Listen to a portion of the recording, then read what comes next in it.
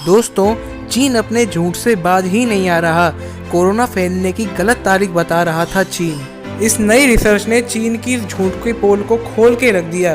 तो आइए दोस्तों, जानते हैं क्या था चीन का झूठ और कैसे रिसर्च ने खोला चीन के झूठ की पोल को।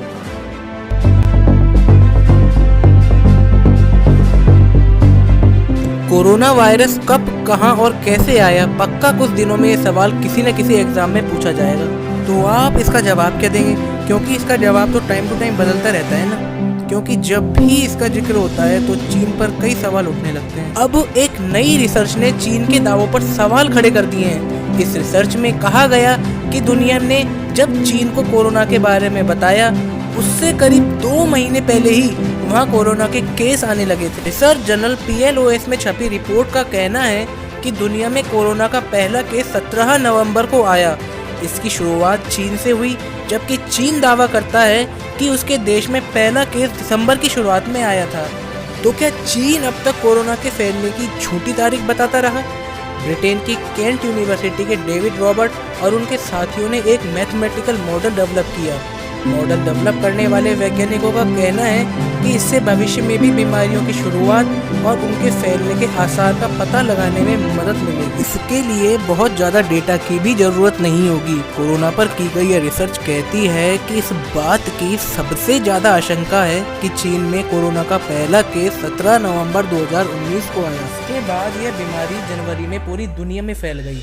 रिसर्च कहती है कि 3 जनवरी 2020 को चीन के बाहर पहला केस जापान में आया। इसके बाद 7 जनवरी को थाईलैंड, 12 जनवरी को स्पेन और 14 जनवरी को कोरिया में पहला केस आया। यूरोप में पहुंचने के बाद कोरोना 16 जनवरी को अमेरिका पहुंचा। वैसे पिछले महीने अमेरिकी अखबार वॉल स्ट्रीट जर्नल ने अमेरिकी खुफिया रिपोर्ट के हवाले से यह दावा किया कि वुहान की लैब के कई रिसर्चर्स नवंबर 2019 या उससे पहले बीमार पड़े। इन लोगों में कोरोना या सामान्य सर्दी जुकाम और बुखार जैसे लक्षण थे, जबकि चीन में दुनिया का पहला घोषित कोरोना केस दिसंबर 2019 का है। और ये भी जान लीजिए कि जब WHO की टीम चीन गई थी तो उसे क्या मिला। जनवरी में WHO की टीम चीन के वुहान शहर गई। अप्रैल में इस टीम ने अपनी रिपोर्ट दी, लेकिन इस रिपोर्ट में कुछ भी नया नहीं आया। ना ही कोरोना वायरस की उत्पत्ति को लेकर कोई निश्चित निष्कर्ष निकला। रिपोर्ट में कहा गया कि ये पता नहीं कि चीन में ये लोग इस वायरस से कैसे संक्रमित हुए। ऐसा लगता है कि ये वायरस जानवरों से इंसानों में आया।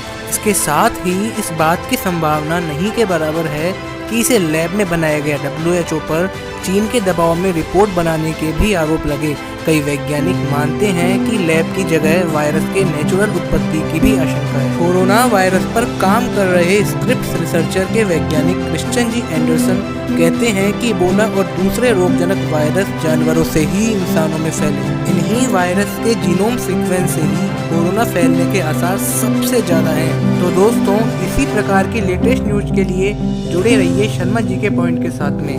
अगर आपको वीडियो पसंद आई हो तो वीडियो को लाइक करें, चैनल को सब्सक्राइब करें और शेयर करें अपने दोस्तों के साथ। धन्यवाद।